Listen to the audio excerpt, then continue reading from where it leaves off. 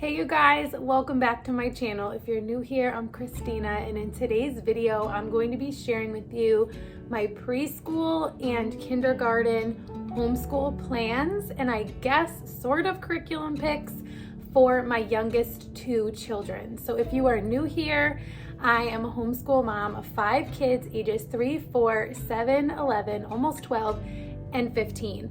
I've shared my homeschool plans and curriculum picks for next year for all of my older kids at this point, as well as our family style subjects, but I have not shared about my youngest two. I was going in order.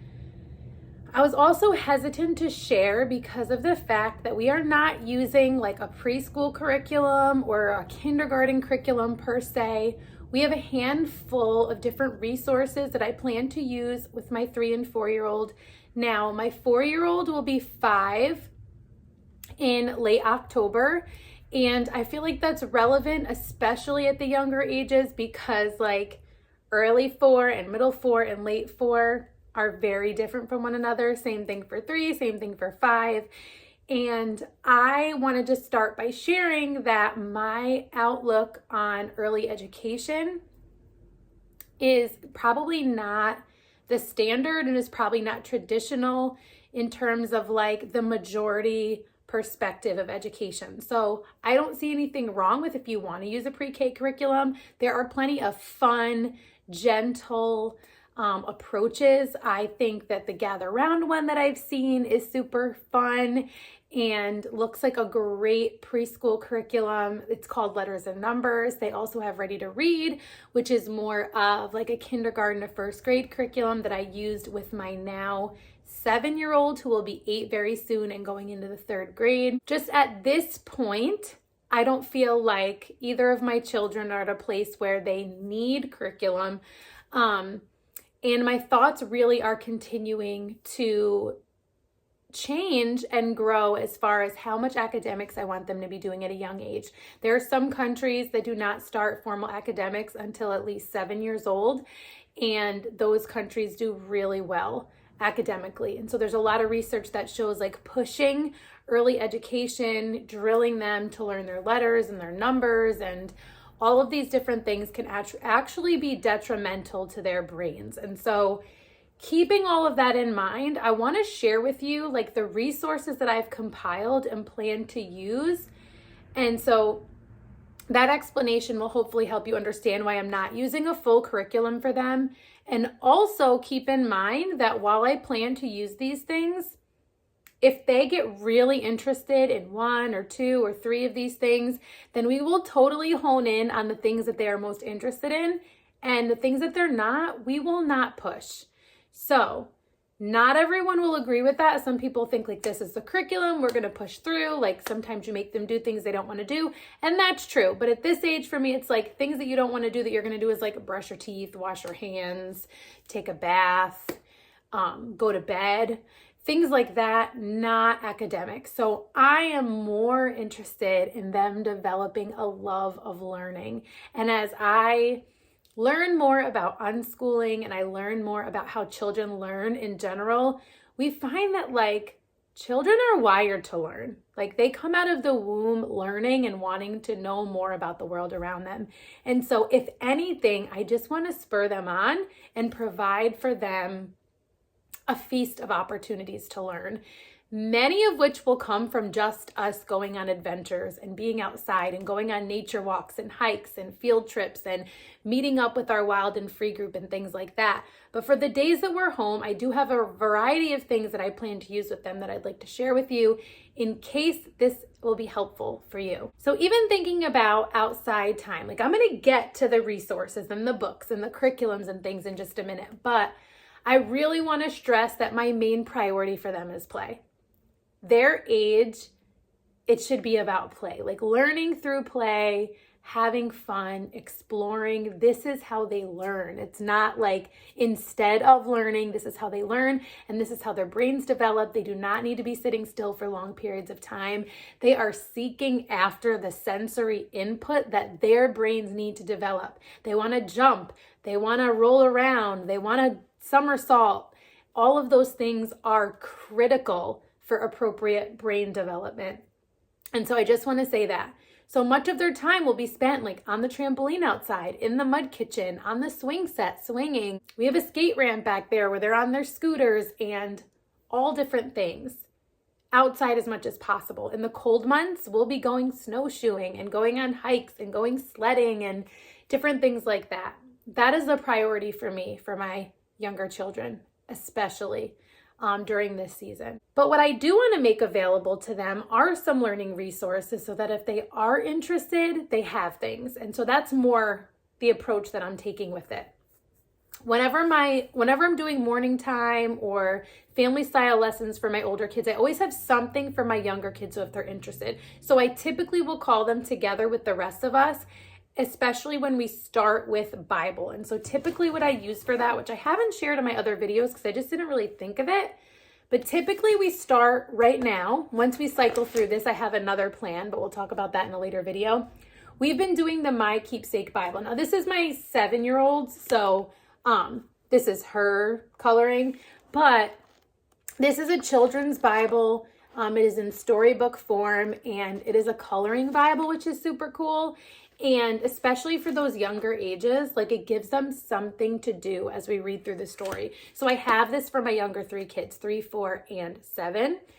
And this is what we start with because it gives us a cool overview of the entire story of the Bible, or much of the story of the Bible from the Old Testament to the New, for all of my kids. And then we dig deeper in Bible study with my older kids. But this is a really great way to include them. And then if they are done after that, I let them go. Like I don't make them stay for the lesson. Sometimes we're reading a picture book and they want to hear it, or we're reading a poem, or we're singing a hymn, or whatever it may be, and they want to hang out, or they want to drive everybody crazy by like crowd surfing. You know what I'm talking about. But I try to get them to gather just to start to form that habit. So the other thing that's really important to me during this time is like habit training, character training, life skills, and things like that. Those are the things I'm more concerned with than academics. So having them gather with us to start to form that habit is something that I prioritize for our morning time. And this is the main thing I use to get us started so that it is accessible to them. And then when they're done, like my things usually get from like easier to more complex throughout morning time because I have such a wide range of learners. So as the younger ones start to get antsy, I can let them run off. And my older ones, which have a longer attention span, stick around. And then that content is more geared towards them anyway, if that makes sense. They need to get up and move too, and they do. But hopefully that makes sense. The older kids have a little bit more capacity to sit for longer periods of time. So that's how we start. So that is what I will continue to use until we cycle through that. And then I have like a different thing that I'm going to use, which is like a little bit of a step up from that, which we'll talk about another day. So morning time really consists of our family subjects and our Bible time. And that's how I include my 3 and 4-year-old. Now, what I want to share with you are some of like the resources that will only apply to them. And so for example, starting with my 4, almost 5. Now, I should probably mention that I am not even sure if I'm technically counting him as kindergarten. So my oldest son, who's 15, I started him in kindergarten when he was 4. And every year because he was in public school, every year I had wished that I had held him back and had him start when he was 5, going on 6. Because developmentally, like academically, he excelled. He's very bright. But developmentally, he was clearly younger. And so I don't think that matters as much when you're homeschooling. However, the other part that's interesting about it, and I don't know the rules in all the states or the laws in all the states, but I know at least for New York State, because that's where we live, kindergarten is not compulsory. So I do not have to report anything for kindergarten. So that wouldn't affect us this year. However, if I choose to make him kindergarten this year, then it does affect the following year. Now, if I continue to keep him as pre-kindergarten this upcoming school year and then kindergarten the next, not only does it give him time developmentally, but it also means that for the next 2 years, I don't have to report anything for him, period, to the school district. Once he is 6, so the school year that he is 6 years old, when the school year starts, that is when schooling is compulsory, which means at that point, I would need to report to the school district. I would need to inform them of my intent to homeschool, provide them with an individualized home education plan, and provide them with a quarterly report. So that is part of my decision. So I'm leaning towards not making him kindergarten and just keeping him as preschool. And so one thing that we've been working through for a long time, because he does not like seat work for the most part. Okay. So this is how him and my 3-year-old are very different. I don't know if it's because one's a girl, one's a boy, or just different personalities, but he's not that into it. He will be in spurts, and we're almost done with this. We're at the very end of it. This is Doodles and Pre-Writing from The Good and the Beautiful. I had this just so if he wanted to feel like he was sitting down doing independent work with his older siblings, he could. So he has this. That will finish up, and then I did get the part 2, Doodles and Pre-Writing. This is recommended for ages 2.5, between 2.5 and 5 years old is what they recommend. So we will move on to part 2, and we will do this as often as he's interested. So what that'll look like is I'll offer it or I'll leave it out where he knows to get it. There's actually a spot on our homeschool cart for it, so he knows he can get it. He often doesn't think of it on his own, but I may offer it more often next year, and that would kind of be the only change. Like, hey, do you want to do your handwriting? So I have that. This is like his independent work, which I would always be doing with him for the most part. As far as curriculum, the only other thing that I will have for them is when we are doing Nature Study Club as a family, there are student level notebooks, and the little Explorer notebooks are just precious and just have little like cut and paste and coloring and simple writing activities that go along with whatever nature study topic we're doing. So I always have one of these printed for them. I've had months where they've done quite a bit of it, and I've had months where they've done like hardly anything. And I'm totally fine with that. Again, this is simply to have so that when I'm passing out everybody's notebooks, they're like, not like, where's mine? That's why I started doing that. That's why I started printing ones for them, because they would get like upset that they didn't have one. So that is what we will have available. And this will just work on little like science concepts, cutting and pasting. So like fine motor skills and stuff like that. So we will have that curriculum available to them. As far as other curriculums go, we are doing a lot of gather round unit studies as a family next year. And they do have a pre-reader level notebook that goes along with the units. Like they have all the different leveled notebooks for the different age children. I don't know if I'll use those or not. If they request them, then I will likely print them. But if they don't, I'm not even going to bother. Like we're studying ancient history, Vikings, Middle Ages, intro to psychology. I'm not sure how interested they're going to be in those things. So I'm not even going to worry about that. But if they ask and they want one to just like color in or scribble in or actually cut and paste into the activities, then I will print one for them. So that's that. Other little things that they will just have access to regularly to grab, or that I will lay out for them at different times as like an option or like strewing, are things like these little name puzzles that they have. So for my younger two, I have these things like their little chalkboards from Chock-full of Designs. So I will likely order my younger daughter one this coming school year. She's not there yet. She's just starting to be interested in chasing like the shapes one. So I get these little travel boards. You can customize them or just buy the ones that are already like planned out for you. But she's traced these and she's started to kind of trace these. They have different levels of chalkboards. Like they have the sight words, and I have a link and a code down below in the description box, but they have like the bigger lined boards and then like the smaller lined boards. They have the letters. And so I will definitely continue using these. I used these with my now almost 8-year-old. She's past these now, but they have really like held up well and we still love them. So they are like worth their weight in gold. I will definitely plan to get more of these. And there are ones that I could order for my almost 8-year-old if she's interested. I actually need to shop them again and look, because we've had these for like quite a while. But they have so many. They have full-size boards. They have cursive ones. They have tons more than this. This is like, you know, just a little example of things I'll use for my 3 and 4-year-old next year. And then when he's obviously 5 and she's 4.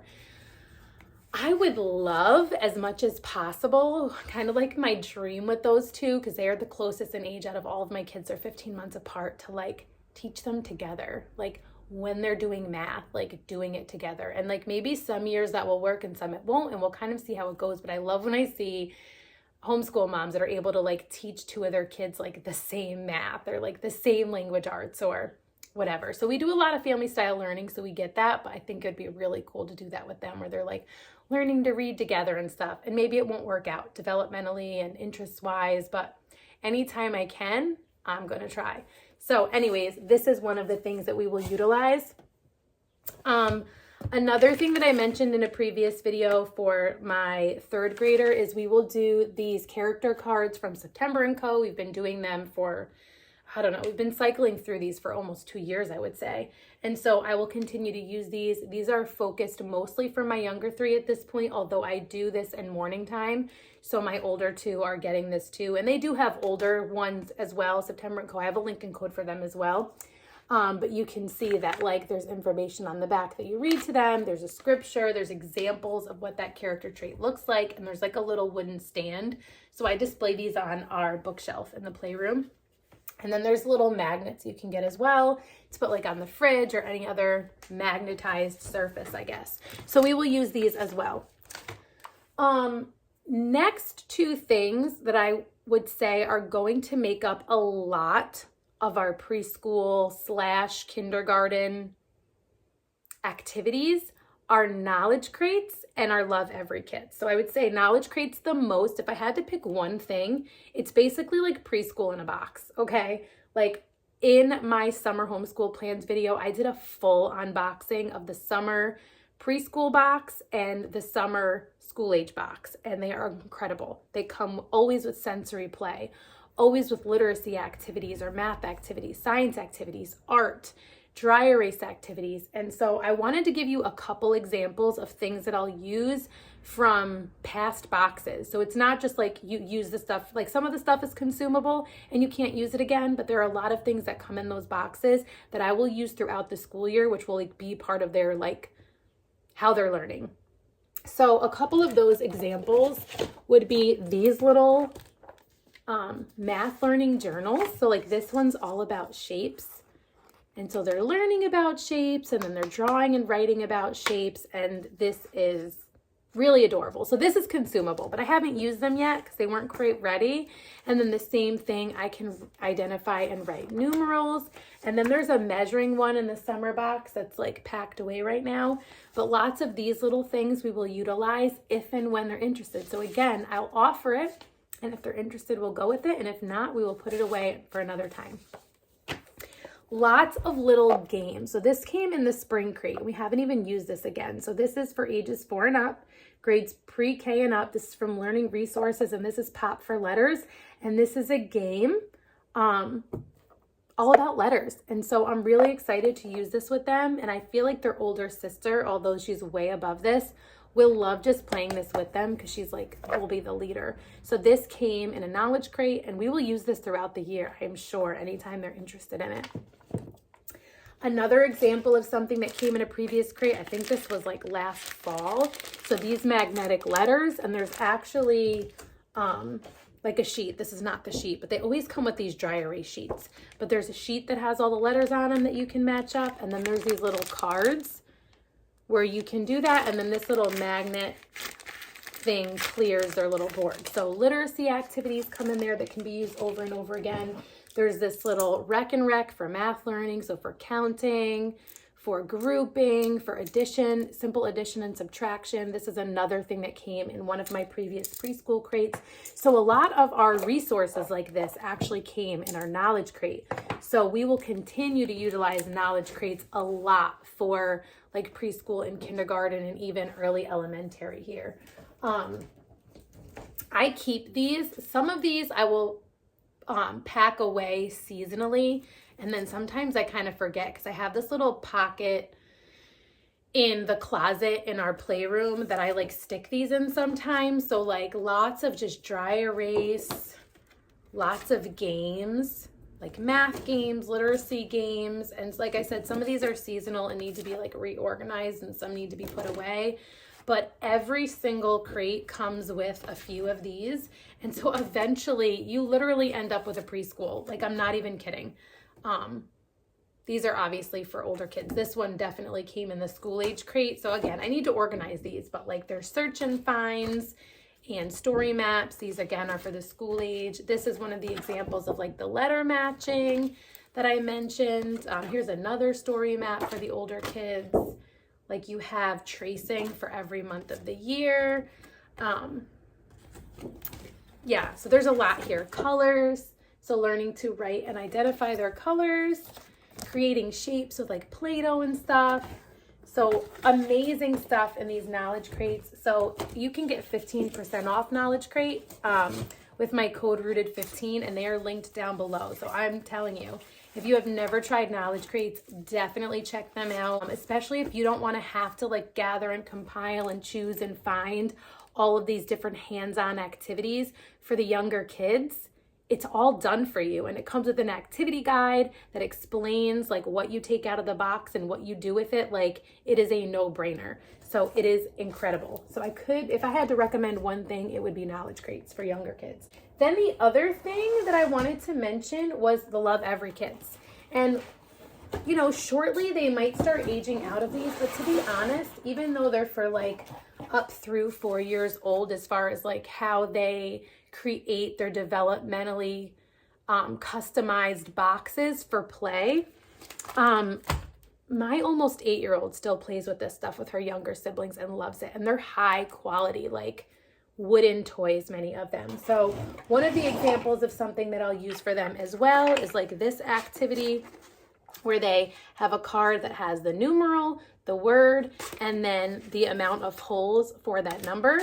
So they have all these little pegs, and so you put them in there, and then I'm not gonna open this because they're all gonna like come out here, but when you have it on the floor, they all pour out when they're done, and then they laugh, and then they can do another number. So this is just another activity for working on, like, it's a math activity essentially for a preschool or kindergarten aged kid. So that's just a random, like, it's from a past box. But I figured I would show you like a quick unboxing of the Investigator. I do have a link down below for Love Every as well. So they come with like explanations of each of the activities that's in there and a whole booklet which breaks down like all of the developmental things that each of these activities in here, like different steps for how you can do it, like when you first start introducing the activity with them, when they start like getting bored of it and need a little bit more of a challenge, and then like so on and so forth. So for like this one, there's a lot of like movement activities. There's these rings with these little bean bags, so like tossing them, jumping in them, all of those kinds of activities you can do with this. There is I think this is the timer. Okay, this is really cool, and this is going to be so helpful, I feel like, for preschool and kindergarten. If I can get it out. This is a visual timer, so they'll be able to tell like by the colors how much time they have. So that is pretty cool. There is a battery. It just fell out in here somewhere. So it comes with the battery. You gotta love that. All right, so we'll use this timer for sure. So that came in this box. This one right here is super cool because this one is all about like hand-eye coordination and fine motor, like getting these on the right way and these twist. So this is just something to keep little hands busy, and it helps with their brain development and their fine motor and their hand-eye coordination. And I'm sure it explains it much more intelligently in this little book. So that's pretty cool. Then we have this adorable little beaker kit. So understanding like liquid measurements and volume and how like it can look like a different shape and a different amount, but it's still the same amount of water. We use a lot of bubbling botanicals. You can find them over on Instagram. And they'll love doing like science fun things with these. So this is just another cool thing to have for like preschool, kindergarten, early elementary. Love that so much. And then this little pattern, like hammering activity. Again, like what's cool about this is when they first start, they just do it like this and they match up the colors. And then there's a hammer for them, a little rubber hammer for them to hammer it in. Now, when this gets too simple and they're bored, the next level is these go in here and then they have to match up that way. Like, oh, they would do blue and yellow and red and orange. So this is like a next step, next stage of development. And there are multiple of these cards, front and back. So lots of opportunities for play and development here. There is a little matching game in here for them to play. There was a book, but they took it out. There's always like at least one little board book that is like developmentally appropriate. It was about play dates. Yeah, the play date, learning to play together, which is a perfect social skill to be working on at this age. But they took it out already. And then there's this little tray, which is perfect for this little kit to catch the spills. So your entire table or whatever surface is not getting soaking wet. So Love Every and Knowledge Crates. It's like all of your stuff for preschool and kindergarten. Last thing that I will share with you, because this video is getting very long and I'm making a giant mess, are these first books from First Step Phonics. I've shared these in the past. I've started reading these to my little guy every once in a while. I put these in a little basket and he's like, can we read my special books? And so these are first books intended for them to read on their own as their first books. And eventually he will do that. But I also have, which I shared a while back, I also have the next steps from there. So I have like the grade K through level 1, all the different books, like Short A, and all the books in that one, Short E.